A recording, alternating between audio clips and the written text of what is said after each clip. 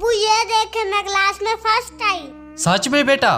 अब्बू आपने कहा था कि जब मेरे अच्छे नंबर आएंगे आप मुझे साइकिल दिला कर देंगे। चले अब्बू आप साइकिल लेकर दो ना। ठीक है बेटा, मैं आपको साइकिल लेकर दूंगा। अभी तुम घर जाओ, शाम को मैं साइकिल लेकर आ जाऊंगा।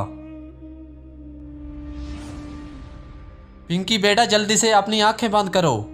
बेटा अब आंखें खोलो। अरे वाह अब्बू इतनी प्यारी साइकिल, शुक्रिया अब्बू। ठीक है बेटा, तुम साइकिल के साथ खेलो, मैं काम पे जा रहा हूँ। रुक जा, जाता कहाँ है? बेटी को साइकिल दिलाने के लिए तुम्हारे पास पैसे हैं, लेकिन मेरा कर्जा देने के लिए नहीं। अब कहाँ से आए तुम्हारे पास पैसे? सच में भाई मेरे पास पैसे नहीं हैं। ये तो मैंने अपना खून बेचकर अपनी बेटी को साइकिल दिलाई है। बेटी को खून बेचकर साइकिल दिला सकता है? तू मेरे पैसे नहीं दे सकता। अगर मुझे मेरे पैसे ना मिले तो तेरी बेटी से साइकिल छीन लूंगा। चलो आप दफा हो जाओ।